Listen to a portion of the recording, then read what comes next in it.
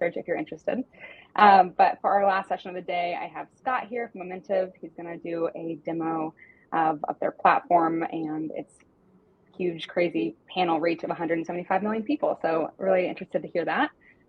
Scott, I'll go ahead and kick it over to you, but just as a reminder, everyone can pop their questions in the Q&A box there, and we'll get to those at the end of the session. Scott, over to you. Awesome. Thank you very much, Kara. Yeah, excited to dig in today. Thank you all for making the time. Feel free to pop your questions in the Q&A, and we'll get to them at the end and everything. But yeah, really excited to dive in today. So as Kara mentioned, I'm Scott Whitley. I'm from Momentive, makers of SurveyMonkey. You might know that a little bit better. Yeah, I'm going to dive in today, just kind of overall our approach to quantitative research, walk through some slides here, and then we'll go into a quick product demo at the end so you can see a few of the tools in action. Cool. So about me, as you might have seen in the bio, I've been with Momentive for about 4.5 years at this point. Started in our customer support team and then transitioned into a customer success role. And now I work with our sales team to help make sure we're selling the right things for our customers and putting together the right kinds of proposals and research programs and packages. Overall here, I've had a really good opportunity to work across a wide range of industries. So financial services, B2B tech, CPG, all those kinds of things and more across a wide variety of use cases, given just the scale of our platform and the flexibility of it, have worked on a lot of different kinds of research use cases with lots of different companies. And I'm up in the Pacific Northwest here in Portland, Oregon. Quick agenda, just to kind of set the stage for our time today. So I'm going to start and just dive into a few key stats from a database decision-making study that we ran ourselves here in July. Some really interesting data from that to kind of frame our conversation. Then we'll do kind of a deep dive on our platform and our unique approach to quantitative research. And then I'll spend some time in our product at the end so you can see a little bit of what I'm talking about in action. So to start here, mention this study. So this is a study of over 7,000 knowledge workers that we ran in July. The study covered a few different topics, but really had a focus on the role of data in decision-making within organizations. So you can see a few of the key findings here. The one that I'll call out is the first one. As you can see there, really calling out that workers feel like they're facing a deficit of quantitative data, tools, or insights in the decision-making process. Here at Momentive, that's really our mission is working to change that. So I'll explain more about how we do that kind of as we go through the presentation here. But first, I wanted to zero in on a few other key stats from the study, again, to kind of help frame the conversation. So a couple things here. As you can see on the left side, 76% of knowledge workers say that they use data to make important business decisions. So really calling out that data is the key driver of decision making within organizations. Not a huge surprise there. But what's interesting here to me is as well is that, as you can see in the statistic on the right side, they expect their organizations to be increasingly reliant on data. So not only is it kind of the key, present driver of decision making, but it's expected to continue to be in the future. Similarly here, kind of building on that, you can see that 67% of the 7,000 folks that we surveyed said data and insights was right up there alongside collaboration as the top real factor in successful decision making. And then an interesting one here for me. So, in the previous stats, we saw really how much data plays and likely will continue to play a role in decision making. But here we see that half of workers actually feel like their organizations have too much data and too few true actionable insights. So in other words, data is one thing, but insights is really another thing. And they feel like their organizations are really unclear on making sense of the data or having true action items apparent within the data. And then lastly, you can see at the bottom, 41% say, that they have access to the tools and the software needed to make good decisions. So in other words, 59% would say that they don't have access to those tools to make good decisions. So here at Momentive, we're really passionate about putting first-party proprietary data in the hands of decision makers and workers. We'll talk more about how we do that here in a second. So enter Momentive. I'd like to start by giving you just a little bit of our company context. You likely already know us as the makers of SurveyMonkey, but in 2021, we rebranded to Momentive to really create a fresh page to tell our story on, as we've evolved way beyond simple kind of do-it-yourself surveys. So we're really a leader in the agile insights and experience management space with AI-powered solutions that are built for kind of the speed of modern business. So as you can see on the slide here, we really have solutions that span 5 categories. So we help our customers deeply understand their markets, elevate brand performance, deliver memorable customer experiences, innovate and build new products, and cultivate happy and engaged employees. I'm going to focus mostly on our market research capabilities. So, when you're reaching, respondents through our panels and those sorts of things. Our solutions really benefit from our immense scale and our history building tech. So we're trusted by 95% of the Fortune 500. We have 2.2 million responses collected on our platform every day. So in our 22 years of business, that's amounted to over 55 billion questions answered on our platform. That kind of scale really empowers our AI engine. And it's why capabilities like our sentiment analysis beat industry standards for prediction accuracy. Last thing you'll see there at the bottom of your screen, we've also been building and improving our panel integration technology, which again, we'll focus mostly on for our time together today. We've grown our own panel network and our partner network to over 175 million panelists worldwide. So those are panelists that are really integrated right into our platform that you can tap into when you're running surveys to get that first-party proprietary market data that I mentioned. And then what really kind of makes us different, across all of our solutions. So as you can see here, we really blend our robust technology with expertise to deliver the same caliber of insights you'd expect from an agency, but at a much faster speed.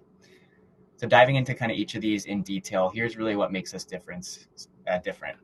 So for AI-powered insights, the automation and AI that's built into our technology really serves up insights in minutes, not months.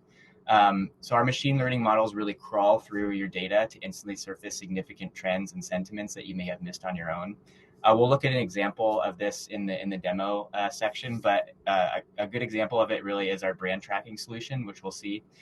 It's where our AI is really going to go through and find the statistically significant changes over time that you should be paying attention to, and it really serves up the demographic cohorts that are driving those changes and trends that you're seeing. Additionally, our sophisticated methodologies are built right into our solution. So these are industry-proven methodologies, market research best practices. They're really built right into the solutions to make sure that your research, it generates the most relevant, accurate data possible. Really helps to foolproof your research. It also means you can easily create a robust study with our real guided setup and have presentation-ready insights very quickly from our platform. And everything's customizable, so you're not boxed into using, exactly the methodology that we have there, but it's there for you to choose from if you want to leverage it.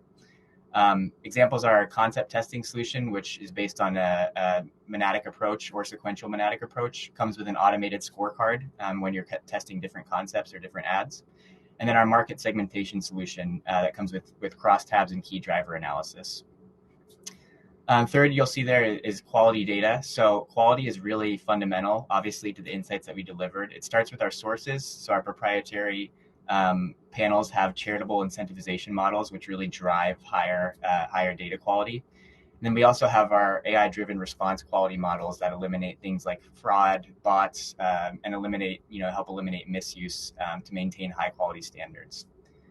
I mentioned the panel access of over 175 million people. Those people are in 130 plus countries, and we have 60 plus languages within the platform that you can survey people in. So really a global reach for being able to generate data globally. And then lastly, our expert services. So you may know us, and you likely do know us as more of a self-serve kind of research provider. But when bandwidth gets tight for your team, we also have a team of market research consultants that can take on anything from designing a study to helping field and manage the fielding for it, to language translations, to generating custom analysis like conjoint, max diff, cluster analysis, segmentation, all those kinds of things. So we can really act as an extension of your team where you can dial up or down the services as needed with our flexible engagement model. I'd like to dive in a little bit deeper on our AI uniqueness, because I think it really is a differentiator for us in the market. So as a machine learning model is really only as good as the data it's fed. As I mentioned, we have over 55 billion answered questions over our 22-year history as a company. And those questions allow us to train our AI models to provide a really vast, highly contextual data set. The data is unique to us, obviously, and it enables really, really accurate predictions. So, for example, our sentiment analysis feature really determines response sentiment with 96% accuracy. That's more accurate than Google and IBM, and it's more accurate than anyone that we know of. As you can see on the second section of the slide, the world is changing constantly. No surprise to anybody here, but with 25 million new questions answered daily across more than 100 countries to feed into our model, we can ensure that we're really delivering fresh insights that are relevant today.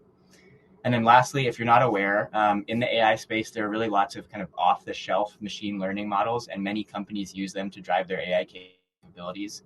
One major downfall of that approach is that it's really hard to seamlessly integrate those kind of models within any given company's products. So this can lead to a poor user experience, makes it hard to trigger actions based on the insights that models spit out. But at Momentive, since we have our own proprietary machine learning model, it really integrates very tightly with our portfolio of products, which makes it far easier for customers to act on our insights and provides an overall better user experience. So this is just kind of a sampling of where AI is really layered into our products. You can see it's layered in at the survey creation stage, at the feedback stage, and then in the really deeper insights stage. So things like recommending, different types of questions or different answer options as you're creating surveys, or generating that sentiment analysis or word clouds or things like that when you have the results in for your survey. And then also, as you're going to analyze, surfacing those key insights for you. Again, we'll see an example of what that looks like in the demo section. But we're going to continue investing more heavily in our AI capabilities going forward. We've gotten really good feedback up to this point from customers that it's a really helpful thing in saving the time and effort that it takes, to make sense of data when you run a survey. So we're only going to be investing more heavily in it as we go forward. Diving in a little bit more to our panel. So we've summarized the numbers: 175 million people in 130 plus countries, 60 plus languages. Within our panels as well, we can target respondents, right? So, we can target them based on all sorts of different attributes, which we'll look at in the next slide. We have our proprietary sources as well as trusted partners that we work with. And then with our platform as well, you can run one survey in multiple markets with different languages, have all the data feed into one survey so that you're keeping everything concise and tight. Again, here's just a quick sampling of kind of the different targeting options that we have. So obviously, the big ones of targeting different geographies and demographic cohorts and things like that. Then we can target people based on buying habits, preferences, entertainment options that they enjoy, hobbies and interests, all those kinds of things for the consumer category. And then if you're doing any, more B2B research or any kind of that stuff, we have reach in that space as well of, reaching IT decision makers at enterprise companies or at certain company levels, or marketers at specific companies and those kinds of things. We can reach folks in the B2B space as well. Now, obviously, as I mentioned, having a ton of panel is great, but having it be high quality data is more important. So really, you can see we ensure quality data kind of in a few different ways. So one is recruiting from the right sources, which we've talked about. As we mentioned before with the AI guided survey design and templatization, we really make sure that the surveys that our customers are sending are well written, are going to generate high quality data and don't lend themselves to poor data quality. And then with the accurate targeting as well, as making sure surveys are only going to the right kinds of respondents. Anytime we can't target the exact respondent that you're looking for, you can always layer in custom screening questions as well. And so, then you can really whittle the respondent pool down to an even more specialized group, as needed within your surveys. And then on the back end, we do regular data calibration and data quality monitoring. So doing bot and fraud detection, calibrating our panel, making sure that it is up to industry standards. And then one unique way we do data quality monitoring as well as reputation scores. So within our proprietary panel, we basically, every respondent has a reputation score based on their survey behaviors. So we'll automatically flag things, like speeding through questions or avoiding videos in surveys when customers are including videos and asking for feedback on them. These respondents are warned in real time when they exhibit poor behavior. You can see the screenshot on the right gives kind of an example of what that would look like. And then respondents with good behaviors are rewarded. So they get more surveys and more chances to earn rewards. And we really try to incentivize just that good behavior time and time again.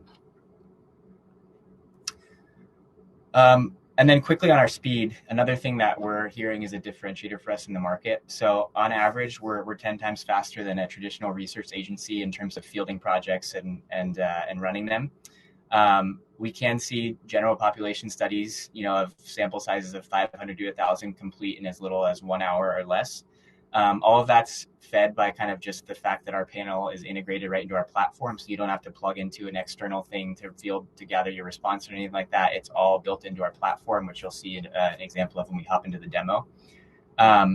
And you have access to responses as they come in real time. So as you're getting these responses, you'll have access to them.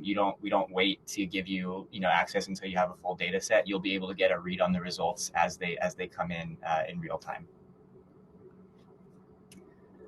And then lastly, kind of our overall engagement model and our professional services and market research expert team. So we have an in-house team of research experts. These are folks who have worked on insights teams at brands or in the marketing org at brands, focused on insights, or they've worked for full service agencies in the past, or they've run their own consultancies for market research. Really, really smart folks with experience in the space. So we have them in-house here. They can help, as I mentioned, at any stage of the research process, from survey ideation to writing the questions, to actually running the studies and fielding them, figuring out the best ways to target the right respondents. And then obviously on the analysis side of generating insights decks or executive summary decks or really in-depth reports and things like that. And then we have dedicated account managers as well. So if you're a customer that's working with us on an ongoing basis, you would have an account manager that really is your first point of contact and then can point you in the right direction and get you connected with the right teams at the right times. So we really try to meet customers where they're at. Our engagement model is really flexible. So kind of whatever way you want to work with us, if you're comfortable doing things on your own mostly, but really want to come to us with certain questions or need certain training on how to use certain tools, we can do that. If you want to outsource your research program essentially to us and have us, as I mentioned, our expert team really run things for you and manage the program, we can help in that way as well, and everything in between. So you really can pick and choose to how much you want to work with us or how much you want to just leverage the AI powered software to be able to run your research program.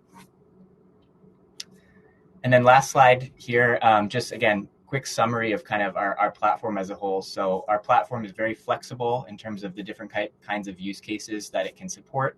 So really can serve as one place for all of your market research. You can have obviously, multiple licenses or seats with us so that you can share them across your team, give different folks access to different surveys, really have a collaborative experience of writing surveys and doing the analysis with teammates, and then be able to share analysis quickly with key stakeholders so that everyone has access to the data, everyone has the tools and the insights that they need to be able to drive your business forward. So that kind of concludes the slide portion of today. I'll just spend probably 5 or so minutes doing a quick demo of a couple things, so you can really kind of hopefully make more sense of what I just walked through there. But yeah, definitely keep the questions coming. Happy to answer those when we get to the kind of the Q&A section here at the end. So I mentioned our AI-powered insights. Wanted to show you just a quick example of what those actually look like in action. So this is a brand tracking study that we were running monthly last year. So you can see this time comparison is comparing December 2021 to January of 2022. This was a tracker on consumer investors. So tracking all kinds of things around their sentiment around investing in the volatile stock market at the end of last year and beginning of this year continues to be volatile. And then also diving into specific, usage of different brands, sentiment around certain brands, all those kinds of things. So summarizing kind of what the AI-powered insights look like, you can see, so this is the aided awareness metric that we're looking at here. And you can see what this looks like in action. So it's calling out here a few different brands that had statistically significant increases from December to January.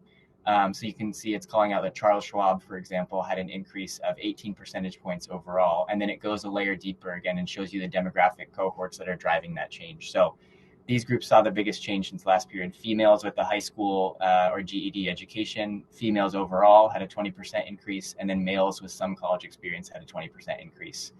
Similar things down here, Morgan Stanley and TD Ameritrade had jumps of 17 and 16 percentage points respectively. And you can see there's certain income groups that our AI is flagging as really being key drivers of those changes. So it really serves as a quick way to understand your data, get really actionable insights from this massive data set, and really just cuts down the time and effort that it may take you, to generate these kinds of insights. Last thing I'll show here is how our panel is integrated right into the platform. So this is a real study within my account. We ran a quick pulse kind of study on the crypto space and the fallout from the FTX liquidity issues that I'm sure you all have seen and read about in the news. We fielded this study last Friday to try to stand up some quick research on the topic. Study fielded in like a day over the weekend. We were looking for more of a niche group, right? Crypto investors. But you can see when you go and have a survey designed and ready to go, if you go in our platform, you go to the collect responses tab. And then from here is where our panel really lives within the product. And you can choose who you want to survey and send the survey to. So for example, here you can see in step 1, you basically choose the country. You can do things like, setting up a specific breakdown of genders. So if you want to just default to census breakdown, you can do that here. If you want to have a custom breakdown of different genders, you can set that up here and just use our slider scale. If you want the sample to be 40-60 one way or another, for example, you would just set it up that way. Same thing with age. If you want to default to census quotas or balancing, you can do that here. And then if you wanted to set up specific age groups and specific percentages within those age groups, you could do that as well. And then in this section here is where all those targeting options live that I kind of mentioned. So you can see, for example, here are kind of the most popular ones, but here they are summarized by category: employment, entertainment preferences, finances, all those kinds of things. This also has a search bar. So basic example, but one that I always use. If I want to look for dog owners, for example, I can go to pet ownership. After typing in dog, it's going to flag that. Go to pet ownership, select whichever pets I want to, or pet owners I want to survey, and then select those, hit done, and then it's going to set the survey up to only target those folks. Last thing here, you just set up the number of responses that you want to launch for. So these are the complete responses that you'll be paying for. So our system, doesn't account for, or does account for, I should say, dropouts, any sort of disqualifications, or all those sorts of things. So you're only paying for complete responses. If you have screening questions, you'll just set up the incidence or qualification rate that you expect with the survey. Our team can help with estimating those for you as well. And then let's say you were truly ready to launch the survey on your own with your account. You can see it's giving me a price per response of just over $5. Set that up here. I can proceed to checkout, and then the survey will be launched instantly. And again, you'll have access to the responses as they come in real time. So hopefully that helps bring home some of the topics I was chatting about within the slides. But yeah, Kara, I'll go ahead and pass it back over to you, and we can move into the Q&A section if that sounds good. Awesome. Yeah, thanks so much, Scott. That was really, really good and really thorough. So we have a couple of minutes for Q&A. If anybody has more questions, feel free to pop them in that chat box. We have a question here from Jordan. He said, "What do you allow folks to just pay to access your panel via redirect, or do you have to leverage the full platform?" Yeah, great question, Jordan. So we do really want our customers to get the full experience and leverage the full platform. So we don't just act as a panel provider only there. So we do require folks to use our platform to host the survey and the analysis in order to use the panel. So. Awesome. Hopefully that answers the question. And then Amanda asked, when will you incorporate more advanced question types like MaxDiff into the platform? Yes, awesome question, Amanda. It's something that's super top of mind for us. So can confidently say MaxDiff specifically and conjoint question types are on the roadmap for next year.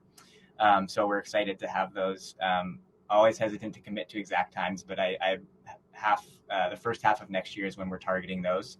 And then, we're really leaning into the space here in terms of developing solutions for more advanced capabilities as well. So more of those to come, kind of vague, but MaxDiff is definitely next year. Excited about that. Cool. Exciting stuff. And then Cindy asked, does your platform deal with data cleaning? Yeah, good question, Cindy. So we do have that response quality where it will flag poor responses for you. At this point, there unfortunately is no way where you could like proactively remove those responses from your data set. You can hide them from your data set within the platform. But we do have our professional services team, and if you were working with us, like, and you had a dedicated account manager, we have tools as well where we can, when there are poor responses, we can remove those from your data set as well. So more improvements coming in the platform itself there, but we do have ways to clean data within our existing tools too. Very cool. Another question from Aleem says, is every survey price per response? Are there options for bulk purchases? Apologies if I missed that in your presentation. No worries, Aleem. You didn't miss anything there. So on a survey level, things are priced per response. So that's one answer to the question. But another way I would answer it is we have that flexible engagement model that I mentioned. So most of the ways we work with enterprise customers or customers that are working with us really on an ongoing basis is we have a credit model. So you would buy X amount of credits with us. One credit equals $1. So let's say, you bought 50,000 for the year ahead. You would just draw down from that credit balance when you're launching the surveys. So if you're launching, a survey for a sample size of 1,000 and it's $3 per response, that's $3,000. That would just come out of your existing credits pool, which you would have bought upfront, at the beginning of the contract or whatever. So survey level, it's price per response, but we do work kind of on more of a pooled kind of funds approach, a digital wallet approach, where you would use that to draw down and just launch your surveys on an ongoing basis. Oh, very cool. This is just kind of a generic, broader question, but can you just talk about what are the most common use cases that you support? Yeah, good question. So, I think brand tracking is a space where we're really seeing lots of activity. So that was a newer solution for us about 2 years ago. So we're seeing a lot of customers making use of that solution.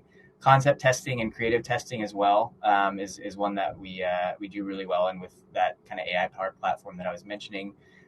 We have solutions for usage and attitudes. And then just last week, we released our pricing sensitivity solution. So utilizing a Van Westendorp methodology for, evaluating and testing out different price points. And then our general platform is just really flexible and customizable. So if you have burning questions about something and it doesn't fit neatly into one of our solutions that's pre-built or something like that, we have our, bread and butter kind of classic SurveyMonkey platform. You can run any kind of survey you want there. And then again, like I showed, the panelists are integrated right into that platform. So you can target and send your surveys that way as well. Very cool. Yeah. And speaking of those panelists, I know you said 175 million, which is a crazy number, a little more than half the population of the US. How many of those panelists are in the US? Yeah, so we have about 20-ish million within the US. So panelists are coming and going every day, obviously, but at any given time, it's right around 20 or so million. So it really allows us to get into niche groups and populations as needed as well.